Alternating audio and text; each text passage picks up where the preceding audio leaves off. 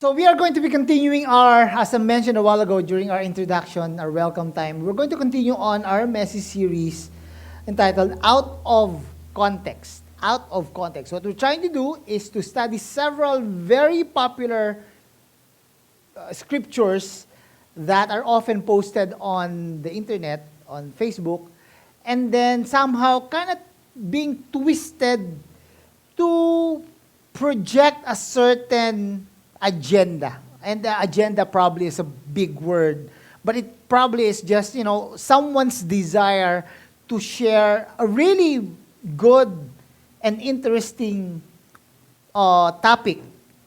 And yet, it was being shared not with its original intent.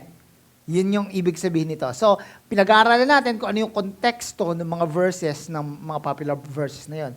Today, ang pag-uusapan natin at very popular text ngayon, I would say, but majority of you here at Life City, sa atin dito sa church, you may not be able to relate with. Kasi iba na yung kultura natin ng church natin. Okay? Nai-share na namin sa inyo kasi yung principles na to in the past. So, I would say probably for majority of you, you are not going to be able to relate with this text.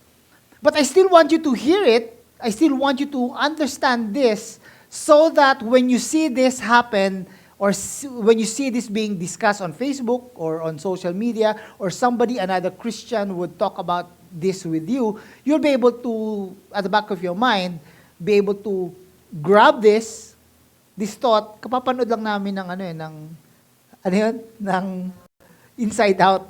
Yeah, so at the back of your mind, you're going to be able to grab it and then make use of it so that you can explain this text carefully with that person. Now, for some of you, meron akong nakikita dito na medyo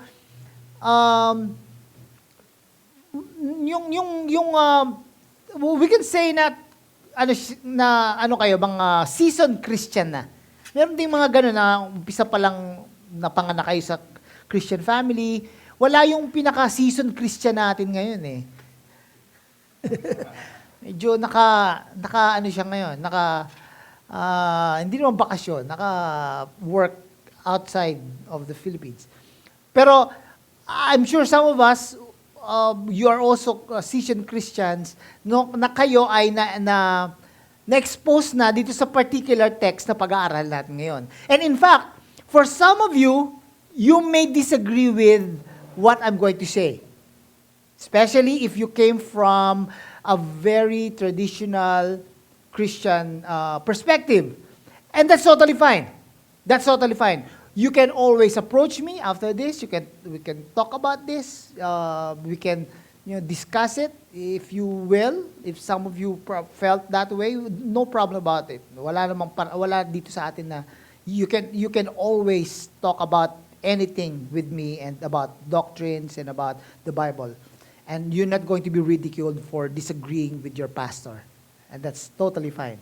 And so for some of you who came from a very traditional background, you may disagree with this. And that's totally fine. But I still want to explain what I thought, what I feel like after studying the scriptures on my own, I'm able to arrive at this particular conclusion. And I am not alone with this. I'm not bright enough to come up with my own ideas. Hindi ko kayang, yung iba kayang bumuo ng kulto, ako hindi ko kaya. So, I'm not bright enough. There's a perspective called New Covenant Theology. Saka na natin pag-uusapan yun. Kami ni Wilson, pag-uusapan namin yan later on, siguro pagka nasa Asian Theological Seminary na siya. Ni Wilson, busy, pero ano pa rin, nasa ATS na siya ngayon. Sinabi ko na kasi nag-post ka na eh. Di ba? Nag-post siya sa Facebook. Dati hindi ako nagpapangalan eh. Ngayon, piyapangalanan ko na. Si Wilson, nag-enroll sa Asian Theological Seminary. Yan. Tindi ng mga lifers. Di ba? So we're going to talk about theological concepts later on. But this one, again, this is not my original thought. I'm not bright enough to come up with my own theology. Hindi ako si Brother Ellie. No? Merong theological concept called New Covenant Theology, and this is coming from. Now, here is, so much with the introduction. This is the text that we're going to talk about today. Again, ulitin ko, some of you may say, that's okay lang ako dyan, hindi ko yan perspective. Lifers na ako matagal, hindi yan ang turo sa amin. But some of you may say, this has been the thing that was taught to us in the past, in our present church, previous churches. So it is going to be an interesting for you. Malachi, chapter 3, verses 8 to 10. Malachi, chapter 3, verses 8 to 10. I'm going to read and I'm going to tell you why these texts are sometimes or most of the times taken out of the context. Sabi dito, will a mere mortal rob God? Yet you rob me. This is Yahweh, God, talking at this point, this text. Sabi niya, but you ask, how are we robbing you? In tithes and offerings. You are under a curse, your whole nation, because you are robbing me. Bring the whole tithe into the storehouse, that there might be food in my house. Test me in this, says the Lord Almighty, and see if I will not throw open the floodgates of heaven and pour out so much blessing that there will not be room enough to store it. All right, that's the text. This is all about tithing. And some of you might have heard the word tithing, and probably most of you, in some way or another, you have heard the word tithe in the future, in the past. We're going to talk about it today. Now, this is a text that I think is often misquoted, and in fact, even debated amongst Christian churches. Dito sa atin sa Metro Manila, meron tayong mga malaking mga churches dito. And most of them actually hold on to this particular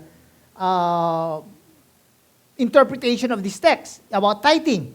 Now, I'm not going to mention them, but majority of them hold on to the traditional interpretation of tithing, 10% and all of these things. No? And I'm not saying, this is not what I'm saying, that they are wrong, that they are a cult, because they're not. They're Christians. They're brothers and sisters in Christ. It's just that I feel like that most probably, from my perspective, is not the right way to interpret these verses.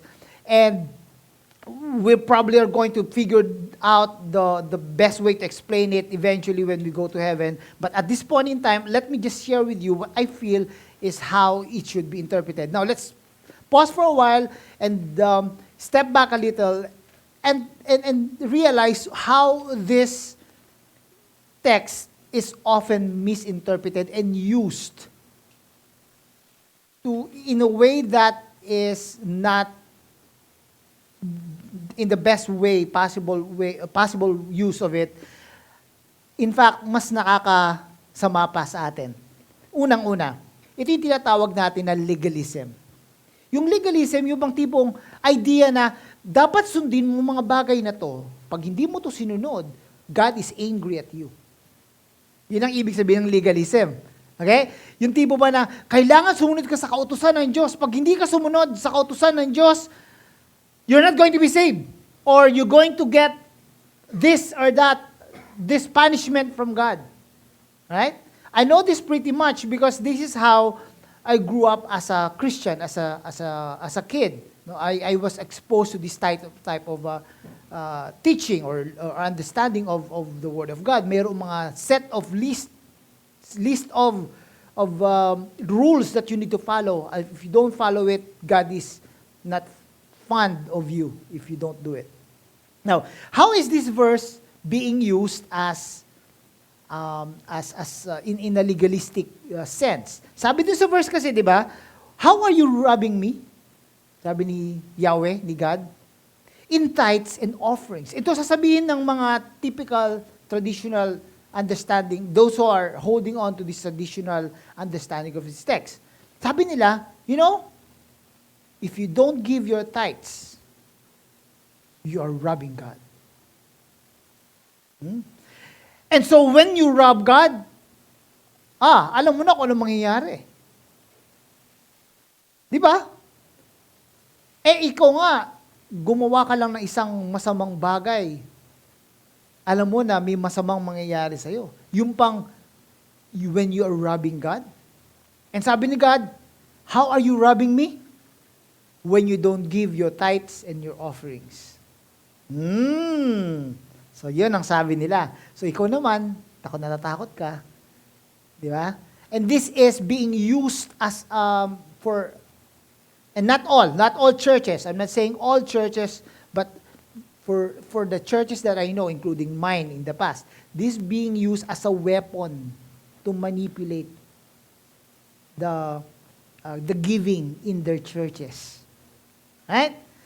Minamanipulate nila para magkaroon ng malaking giving sa church. Don't rob God. Sabi nila, if you don't give your tithes and offerings, you are robbing God. So don't rob God, let's give our tithes and offerings. Yun yung line of thought. Ano pa sabi dun sa verse? You are under a curse. Sabi ng text, you are under a curse daw pag you don't give your tithes and offerings. Sabi sa amin nung bata ako, kaya ka nagkakasakit. Kasi hindi ka nagtatights. Yan. You're under a curse pagka hindi ka nagtatights. Sabi, kapatid, kaya ka hindi nakakuha ng magandang trabaho kasi hindi ka faithful sa giving mo. Faithful ka sa giving mo. Kung hindi, kaya ka hindi ka nakaka-receive ng blessings. You are cursed. Again, this being weaponized to manipulate you into giving. You don't want to be cursed, obviously, but if you don't give your tithes and offerings, you will get cursed. The curse of God. Sabi dun sa verse kasi. Di ba? Again, pause muna natin ha. Mamaya, we're going to talk about how I think this verse should be interpreted. The second one is not just legalism, but ito yung what we call prosperity gospel. Prosperity gospel. Some of you might have heard me talk about this in the past. And there are a lot of Christian televangelists or even Christian churches nowadays that uses giving as a way to equate it with prosperity. Meaning, if you give to God certain amounts, it will be multiplied, and then therefore you're going to receive more from God. Kasi sabi nga naman ng verses, dito sa binasa natin kanina, sabi niya, test me in this, and see if I will not throw open the floodgates. Wow, pagka daw, you give your tithes and offerings, you test God. Sabi pa ng ibang mga preachers, this is the only verse in the Bible that God invites you to test Him. Diba? So test mo raw si God. I-test mo si God, you give your tithes and offerings, meaning, God, itong tithes and offerings ko I'm testing you if you're faithful or not. Yun ang ibig sabihin niyan.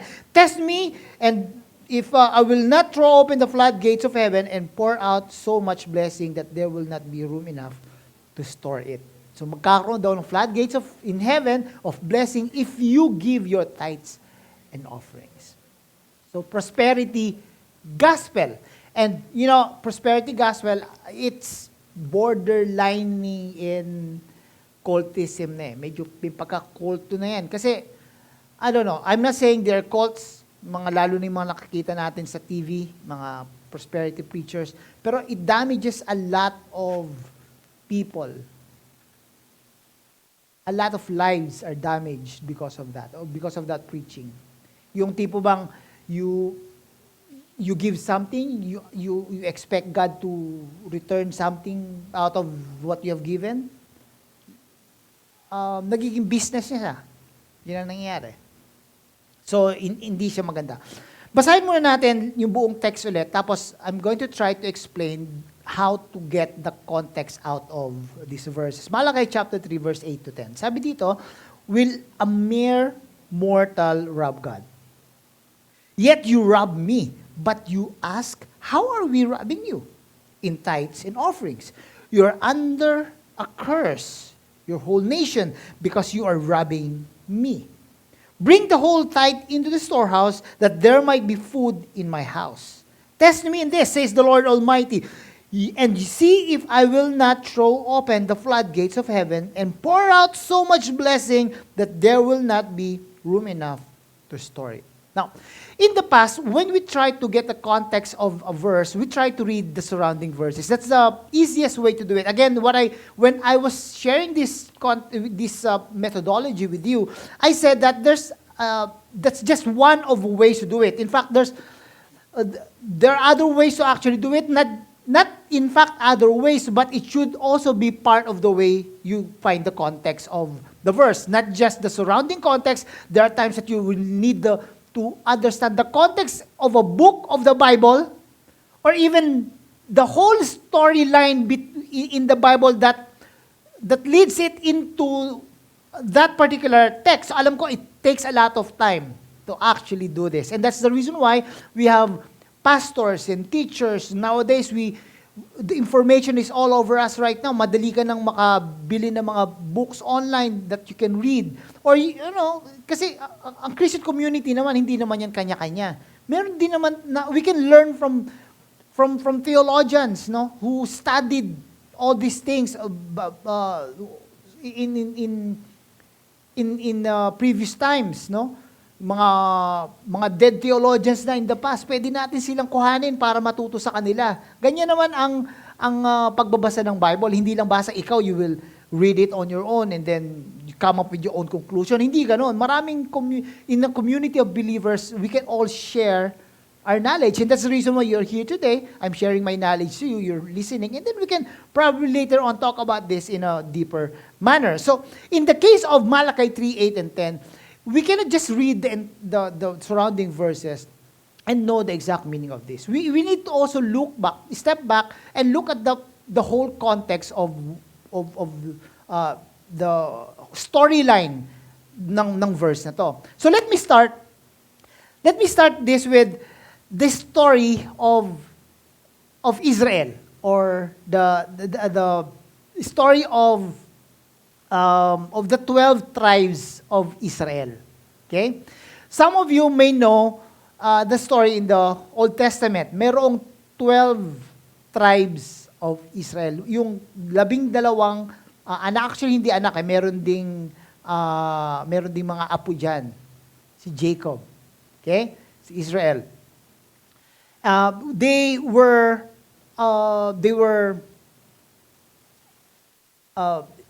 enslaved in the nation of Egypt. Sino nakakatanda nung story ni Moses? Okay? Napunta sila sa Egypt, lumaki ang nation nila doon, and then God said, I'm going to bring you out of Egypt, and I'm going to provide you a promised land. Ito yung the land of Canaan. Sabi nila, the land of milk and honey. Okay? And for 40 years, they traveled. Medyo mahaba yan kasi paikot-ikot sila eh. Paikot-ikot, medyo mahaba yung story dyan kasi medyo, the land of the nation of Israel, matigas ang ulo, ayaw sumunod sa Diyos. They are a very young nation. Para bang God is trying to raise up a young child. So medyo matigas ang ulo ng nation ng Israel. Kaya 40 years silang nag-ikot-ikot. Dapat days lang yung travel na yun eh. From Egypt to the land of the promised land, Canaan. And so when they arrived dun sa land of promise, land of Canaan, dinivide yan. Meron silang inheritance. Ito yung natin. Yan yung Middle East ngayon eh. Yung Middle East. Merong mga binigay ng mga lupa sa mga kanya-kanyang tribes. 12 tribes of Israel. In fact, 11 tribes of Israel ang merong pinamana na lupa sa kanila. Si Manasseh, si Gad, si Reuben, si Judah. Ito yung mga Jews, mga Hudyo. Okay, si Judah. Simeon, Manasseh, nabanggit ko na si Naphtali, si Asher. Only one tribe was not given a portion of the land. Itong the tribe of Levi or Levi. Depende kung paano gustong Basahin. The tribe of Levi, ito yung tinatawag na mga Levites. Okay? Sila lang yung wala. Alam niyo kung bakit? Sila kasi yung sila yung binigay ng responsibility ng Diyos na maging priest at tribe of priest doon sa nation of Israel. Sila yung magpapatakbo ng temple in such a way that when the nation of Israel will go to the temple and they will make their offerings, they're the priest that will facilitate that process. Okay? So dahil sila ay mga priest, wala silang land na ibinigay sa kanila. And so therefore, wala silang i-cultivate na land. Okay? Wala silang i-cultivate na land, therefore, wala silang kita on a daily basis. Kuha nyo? Dahil sa wala silang kita, wala silang kakainin. Yung tribe nila. And so God provided a way for them to have their own way of earning, in a way, or get their own way of receiving sustenance from the nation of Israel. Ito yung tinatawag natin na tithes. Okay? A tithe is 1/10 or 10% of the income collected to support the Levites. Ang ibig sabihin ito, amongst the entire nation of Israel, they will be cultivating the lands. And so after cultivating their lands, they will gather yung resources na cultivate nila. May ani sila for the day or for the year. Then kung halimbawa nakapag-ani sila ng 10 bulto, alam niyo yung bulto? Yung mga lumaki sa probinsya, 10 bulto ng bigas. Halimbawa, nag-ani sila ng 10 bulto ng bigas, isa doon ay ibibigay nila sa mga Levites. Okay niya? Gets? 10% ng lahat ng aanihin ng lahat ng buong nation of Israel, they will be allocated, 10% of it will be allocated to the tribe of Levites, of Levi. Ito yung tithe, 10%. Now, yung storehouse na binanggit kanina, sabi nung text, you are not bringing your tithes and offerings to the storehouse. Ano yung storehouse? Yung storehouse is a place in the temple where the tithes or yung grains, the wine, the oil, lahat yung mga kinikita nila, na harvest nila, were collected and stored. Hindi lang ito binibigay sa mga Levites, meron ding mga poor in the community, they're giving it away to the poor in the community. Pero nangyayari, may centralized location. Okay? Dinadala nito sa temple, 10% of their income, of their 10% of their harvest, they will bring it to the temple, and then the Levites, that's going to be their own personal consumption kasi yun lang ang trabaho nila. They are the priest in the nation. And at the same time, they're also going to be facilitating the distribution of this to the poor in the community. That's the whole story do sa tithes and offerings. Now, ang question natin ngayon is, since that happened in the tribe of Judah in the Old Testament, ang question natin is tithing applicable to Christians? Is tithing applicable to Christians? Kasi a lot of Christians, very well-meaning Christians, I have a lot of friends, pastors, they still believe in tithing. So, ibig sabihin, they also, in fact, si Craig Groeschel,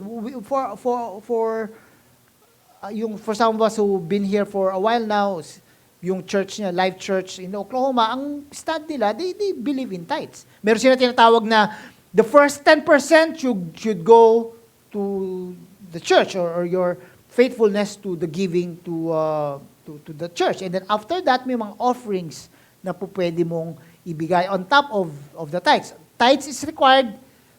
After that, yung offerings, that's how you decide for yourself kung ano yung gusto mong ibigay. That's how they look at it. And again, there's a lot of other well-meaning Christians and teachers and churches in the community, even within Metro Manila or in the Philippines. Evangelicals, they also believe in tithing. Here's how I'm going to explain it. Okay? We're going to go deep muna into the theological perspective nitong idea na to. Meron tayong tinatawag na Old Testament. Dinala ko mismo kasi yung Bible ko para, ito early 2000 pa yata ito medyo matagal na. Hindi ko na rin nagagamit kasi nga, hindi na ako masyado nagbabasa ng mismong text dahil digital na tayo. Pero kanina, ginrab ko muna sa para ma-explain ko sa inyo ng tama. Ito yung Bible natin. For some of you who do not know, this is a Bible. Okay. So sa mga bata, Bible tawag dito. Yung mga bata. Bible ang tawag dito. This is the Bible. Now, ang Bible natin, may tinatawag na Old Testament and New Testament. Okay? Old Testament, ito yun. Pagka hinati mo, ito yun. Old Testament, ito yung New Testament. Yung Old Testament, yung from Genesis to, interestingly, ang last book of the Old Testament is Malachi. Now, sa Catholic Bible, meron tinatawag na Apocrypha. It's up for debate. I think it shouldn't be part of the canon of the Bible, but that's for a different discussion. No? Pero from Genesis to Malachi, ito yung Old Testament na tinatawag natin. This is actually what we call the Jewish Scriptures. And when we say the Jewish Scriptures, this is actually their Bible. Bible to ng mga Hudyo. Ito yung binabasa ni Jesus when He was here on earth. Nila Apostle Paul, nila Apostle John. Ito yung binabasa nila, yun ang Bible nila. Yung Old Testament. Okay? Now, yung New Testament, ito yung tinatawag natin na Christian Scriptures. Okay? Yung New Testament, from Matthew, the Gospel of Matthew, to Revelation, mga compiled books to, mga sinulat right after Jesus ascended to heaven. Out of the experiences of Christians during that time, like, Matthew or Luke researched about the life of Christ. He wrote it down as a historian. Si John, he was old. He was already old, so he dictated his narrative of the gospel. Yan si Matthew o si Mark, who according to historians or Bible scholars, Mark was actually si John Mark ang pangalan nun. It was Peter, Apostle Peter, who actually was the one who narrated this to John Mark because they were partners of ministry. And then Paul, he would be traveling from one church to another, will be establishing a church, he will go, and then will establish another church. And then when he was traveling, he would be writing a letter to the Ephesians in Ephesus or Corinthians. And then there was a time that they compiled all these letters, all these manuscripts, and they became part of the Christian Scriptures. Okay? So, ito yung tinatawag natin na Bible ngayon. Yung Old Testament, which is the Jewish Scriptures, yung New Testament, ito yung Christian Scriptures. Sabi lang nung mga nag-compile ng Bible, sabi nila, alam niyo, sama na natin yung Old Testament kasi it actually is, if we're going to study the Old Testament, it is the type, no? Bago doon sa type. Kaya tayo tinatawag ni Judeo, narinig niyo na to? Yung tinatawag na Judeo-Christian faith. Yung faith natin is actually a Judeo-Christian faith. Kasi technically speaking, nanggaling sa Jews yung ating faith. Yun yung makukuha natin yung ating lineage sa mga Hudyo. Okay? Meron tayong similarities. May similarities tayo. Sila nga lang talaga, nag-stop sila sa Old Testament. Tayo, because of Jesus, we have all this understanding about the Bible, about the life of Christ, about what He has done for humanity, about His death on the cross and His eventual resurrection. Now, the Old Testament kasi, sabi ng mga Bible scholars, nung nag-compile ng Bible, sabi nila, isama natin Old Testament kasi Old Testament, if you're going to look at it, if you're going to understand the Old Testament is actually a type or a typology of Jesus. Ibig sabihin dito, yung mga nakikita natin sa Old Testament, it actually all points to who Jesus Christ is. Okay? Let me give you some examples. Marami yan, marami. I'm just going to give you 3 examples today. Number 1, yung sa Old Testament, meron tinatawag na Sabbath rest. Ang rule noon, every 7 days, Saturday, they will all rest from their work, and and that's why they call it the Sabbath rest. They will rest from their physical work. Yun yung yun sabi nila. Sa New Testament, sabi ng Bible, sa Matthew 11, sabi niya, "Come to me," sabi ni Jesus, "all of you who are heavy laden, and I will give you rest." Jesus is our rest. In the Old Testament, it was the Sabbath. In the New Testament, it is Jesus who is our ultimate rest. Not just a physical rest, but the rest for our souls. Number 2, second example dito, yung mga temple sacrifices. In the Old Testament,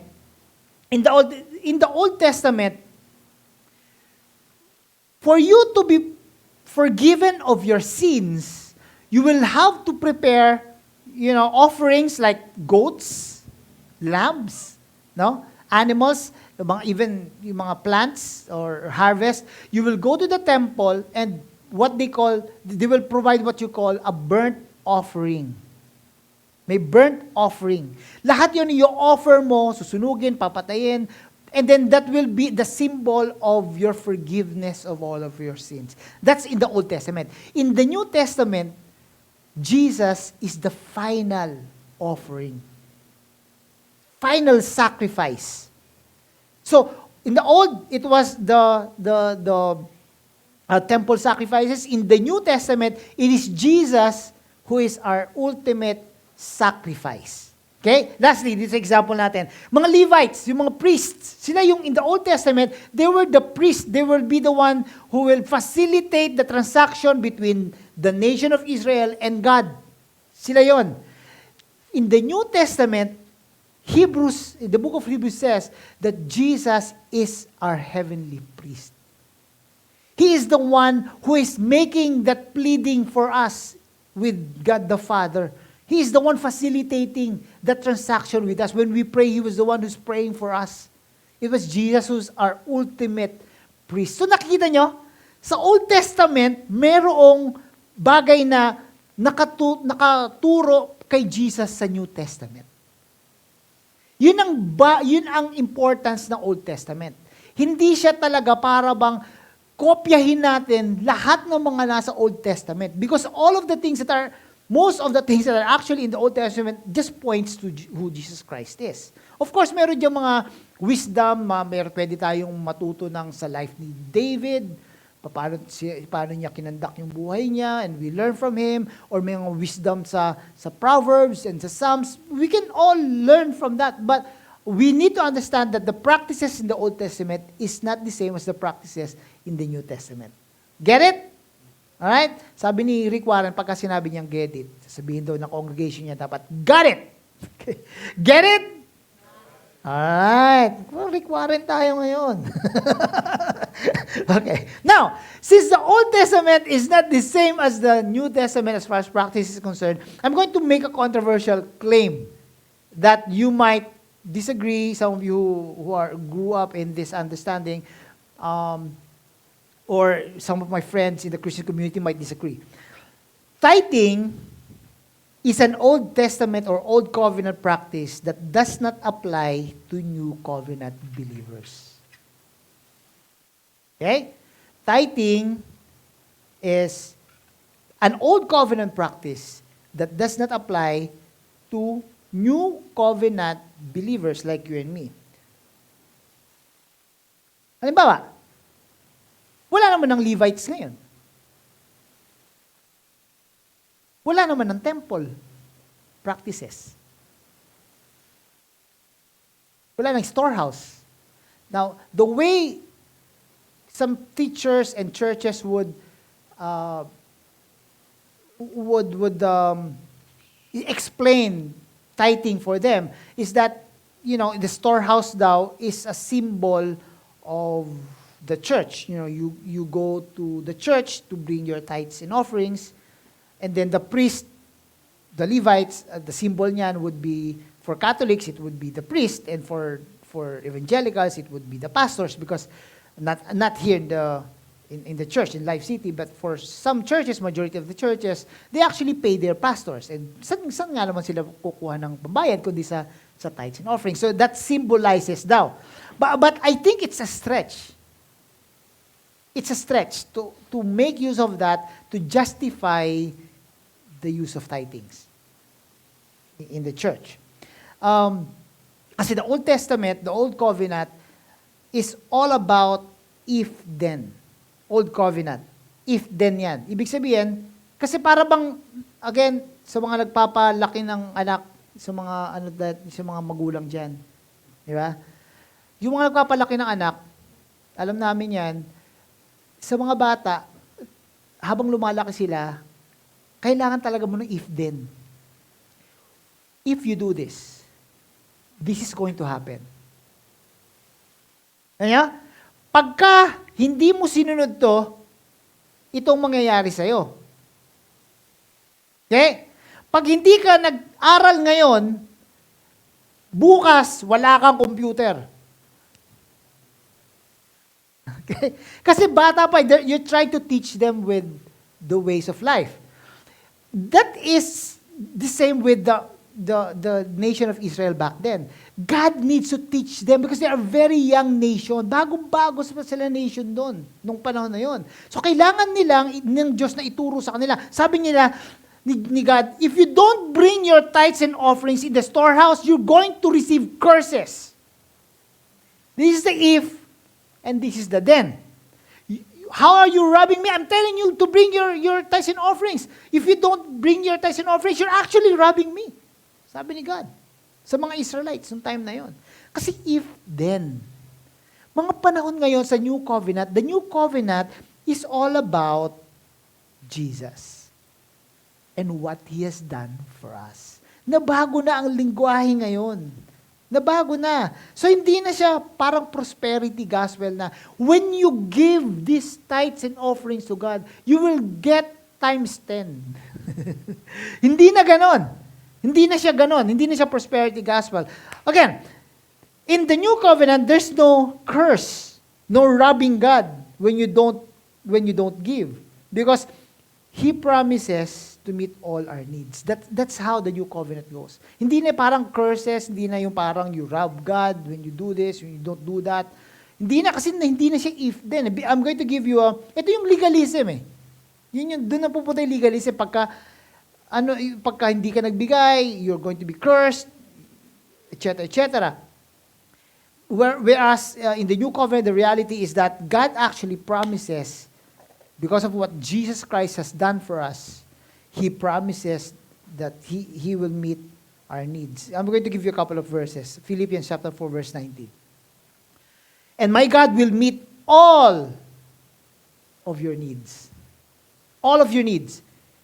Again, needs, hindi wants. God will provide, will give all of your needs according to the riches of God's glory, of His glory in Christ Jesus. 2 Corinthians chapter 9, verse 8. And God is able to bless you abundantly, so that in all things, at all times, having all that you need, you will abound in every good work. He will bless you with all of your needs. And I don't know, some of us will testify about this. And I can, as my family can testify about this. We may not be able to get all of our wants. There might be some financial problems, financial issues. But God still provides for all of our needs. He provides for all of our needs. Ano bang mga needs? Pang tuition, pambayad ng bahay, pambayad, di ba? still God provides for all of our needs. Now, kung hindi pala ang tithing pang Christians, ano yung para sa mga Kristiyano? Yun ang tanong natin, ano yung mga para sa mga Kristiyano? Ito yung para sa atin, generous giving. Generous giving from the heart is the practice for Christians. Yung generous giving from the heart. 2 Corinthians 9:6-7. 2 Corinthians 9:6-7. Remember this. Whoever sows sparingly will also reap sparingly. And whoever sows generously will also reap generously. And I'm not just talking about financial reaping or generously reaping financially. Generously giving out your finances. Hindi lang yun. Itong principle na to applied to everything. If you sow love, most of the times you will receive in return love.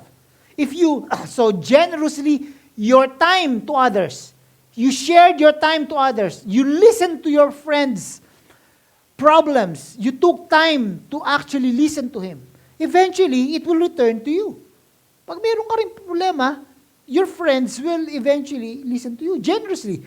And so, kahit ganun din sa financial blessings sa atin.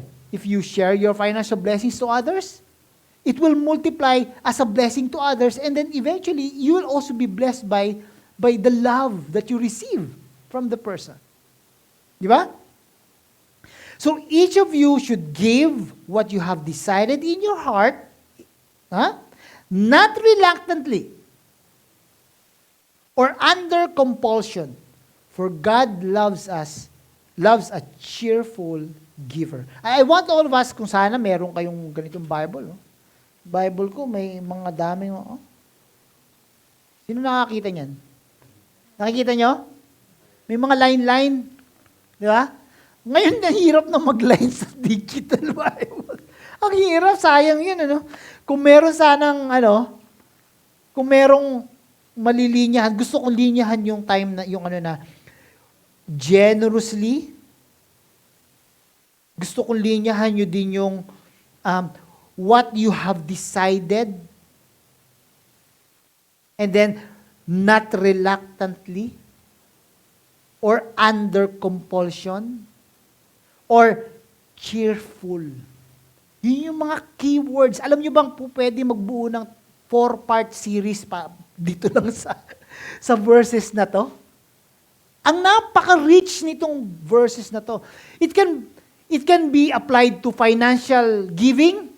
It can also be applied to generously giving out your tithes and your time, or generously giving your talents. Ang dami niyan. Ang dami niyan. You give out your financial blessings generously. You decided from the heart, meaning this is not something that you are compulsorily asked to give. Kasi ganun yung tithes eh. Compulsory yun. Kapag hindi ka nagbigay, baka maano ka eh. Baka magkasakit ka eh. Or matanggal ka sa trabaho. Di ba? Hindi siya compulsory. It's something that you give out from the heart, and when you give it cheerfully. Meron akong church na napuntahan. Hindi pala napuntahan. Sinusubaybayan ko dati, early 2000s. Alam niyo sila pagka after mag-sermon yung pastor, sabihin nung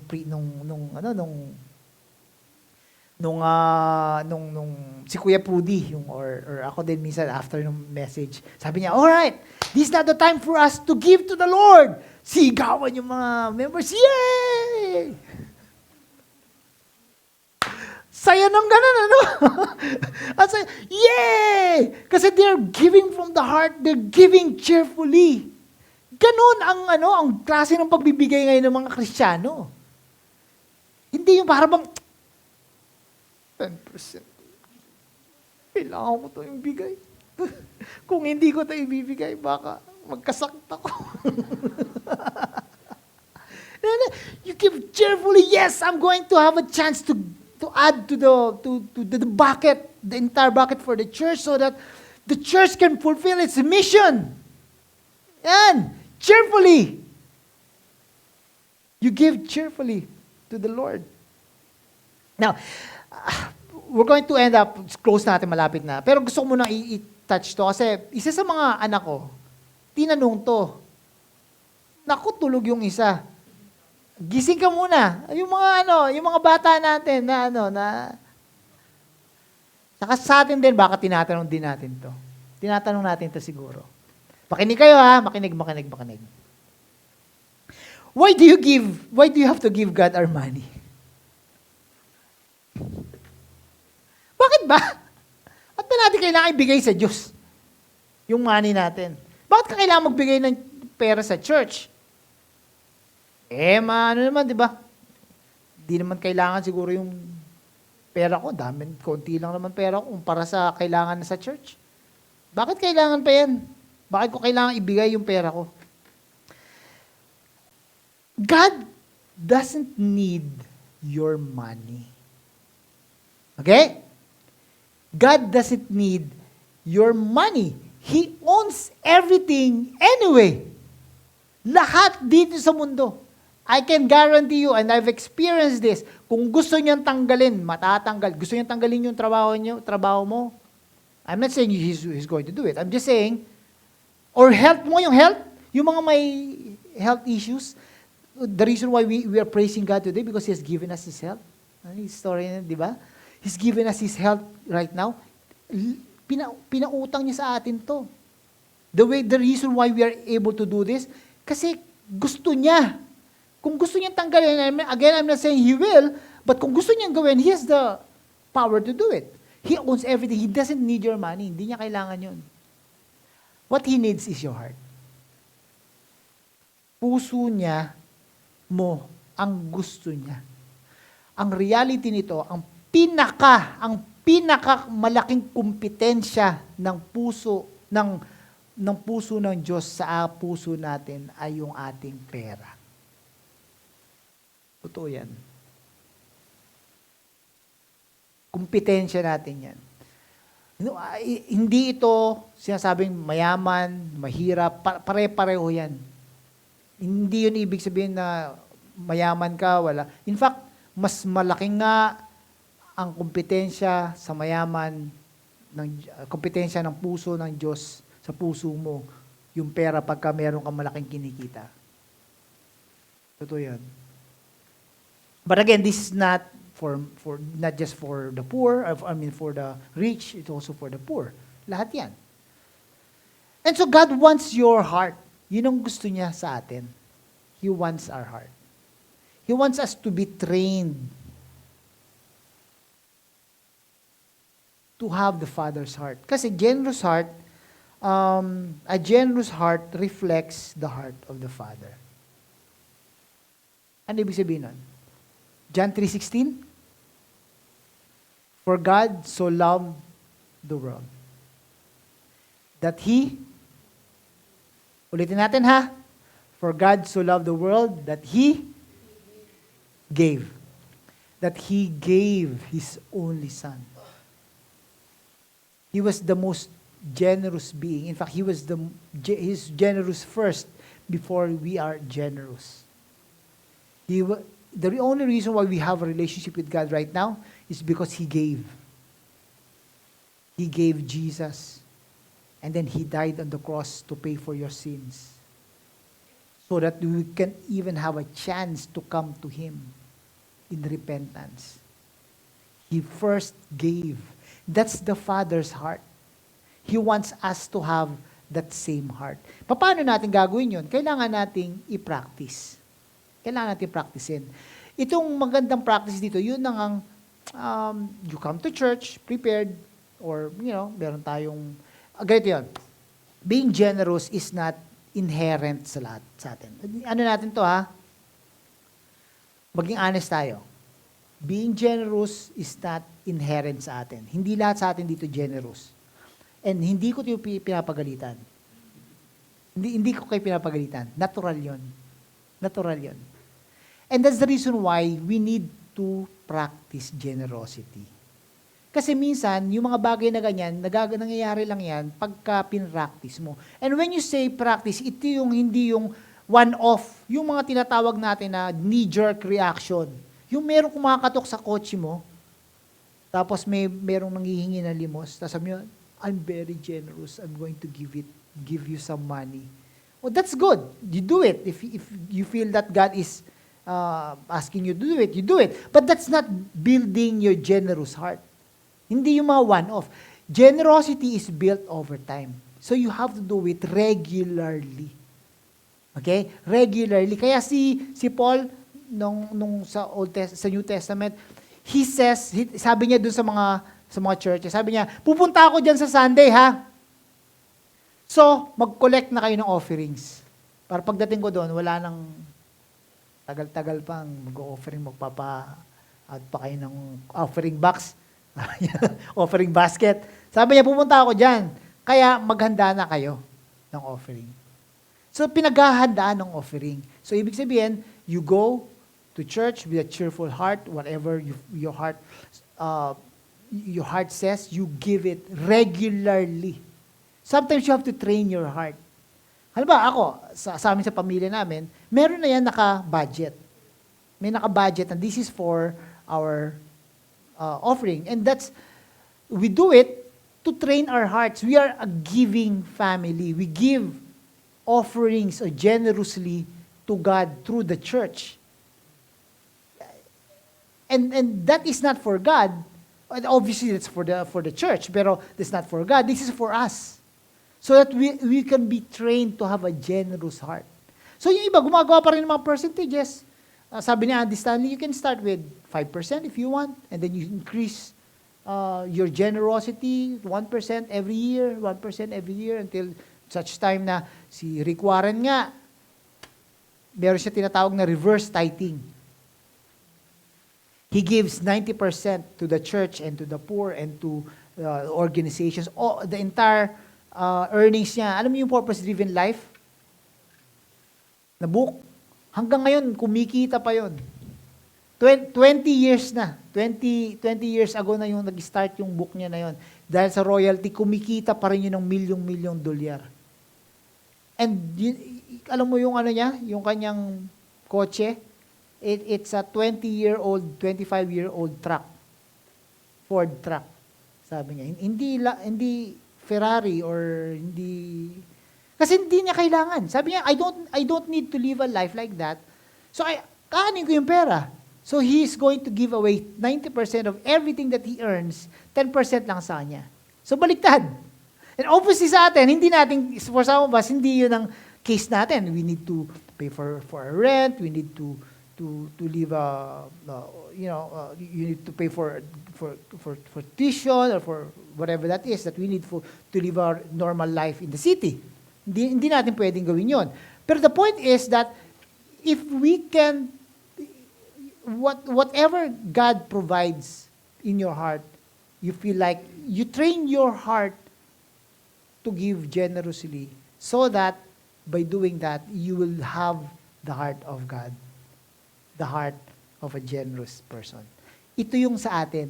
Ito yung dito tayo sa Live City. Okay? Ang giving natin is not about tithing. It's all about generously, from the heart, giving whatever you want to give for the church.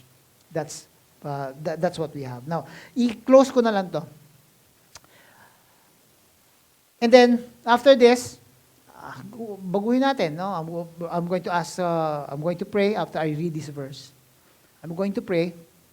We're going to, and then I'm going to ask Wilson to, then to play a background music.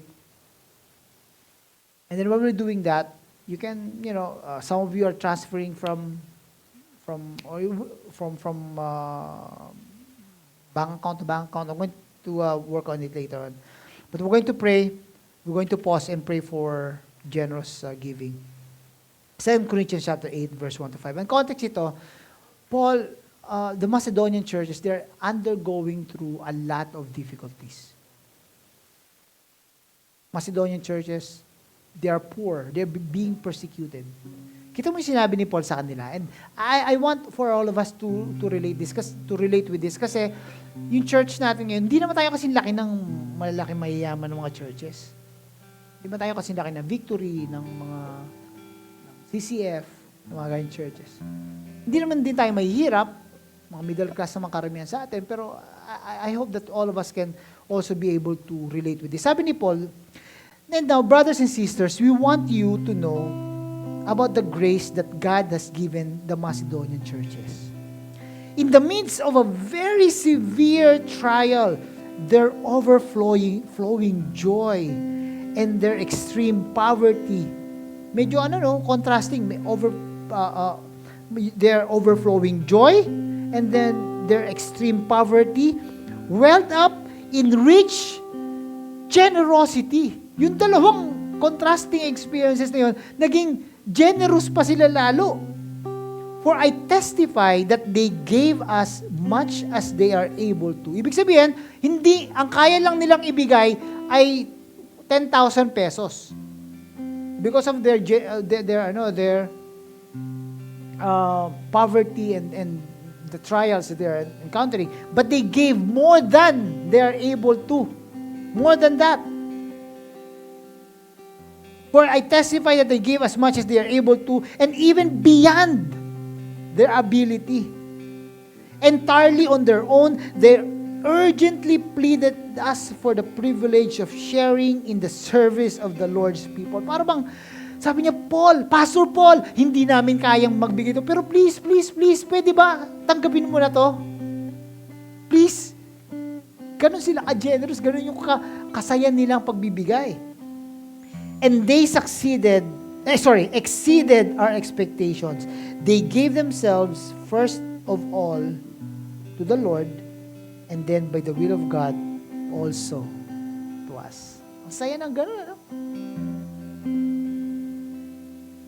Sana ma-develop natin yung ganong klaseng puso. And I'm sure a lot of you, I know your stories sa inyo. Yung iba sa atin dito, talagang regularly nagbibigay sa church. Talagang naka-allocate na yan sa kanya, sa budget niya. Every single time. And that's the reason why we are able to pay for this place. Because of your generosity. And my prayer is, dito sa message na to, ang maging takeaway natin, ipanalangin natin na kung hindi pa tayo start na mag-cultivate ng generous heart, umpisahan na natin, pag-pray. Lord, ano po yung gusto nyong gawin ko para makakultivate ako ng generous heart? Tanong natin yun sa Panginoon. And then eventually, you take action. You take action. Being generous is between you and God. You decide kung ano yung magiging itsura ng generosity sa inyo. It's going to be between you and God. And that will reflect and eventually will contribute to the success or to achieving of the goals of your local church. Katulad ng Macedonian churches na sinabi ni Paul. Because of their eagerness to share their blessings to the church, Paul was able to do his work for the Lord. We're going to pray, and then I'm going to be asking you to also pray about this, about your generous heart. And then babalik tayo sa yung ating mga QR codes na For some of you, you're doing this naman regularly, so don't worry. Alam niyo na yung proseso natin dyan. But I hope, my prayer is that for all of us to be able to start cultivating this generous heart that we have. Now, right after this, we're going to pray, but we're going to sing our last song. Then right after that, let's have a quick, mga 10-15 minutes lang. Let's gather together. Kahit dito na lang din, or doon sa loob. Wala si Kuya Prudy, pero kahit na ikaw, Auntie Ebong, tsaka si Ate Cor lang, mag-share lang kayo. Ang question lang natin, share your experience about your generosity. Yun lang yan. Share an experience about your generosity. Then, gather lang tayo para meron tayong quick sharing. We call it live chat. No? Yun ang branding na natin ngayon sa experience. Just quick ano lang din, quick sharing lang, and then after that, we're going to go on our own ways. And then, Lord, you know the heart of everyone in this room. Gusto po namin maging generous the way your heart is to us. And so teach us, Lord, to be generous. This is the way of the new covenant. Generous giving. It's not compulsive giving. It's not forcing us to give because we want to receive a blessing. No, we give because we want to develop a generous heart that reflects the heart of the Father. That's our purpose. We thank you, Lord, for your love, for being generous to us in the first place. We pray of these things in Jesus' name. Amen.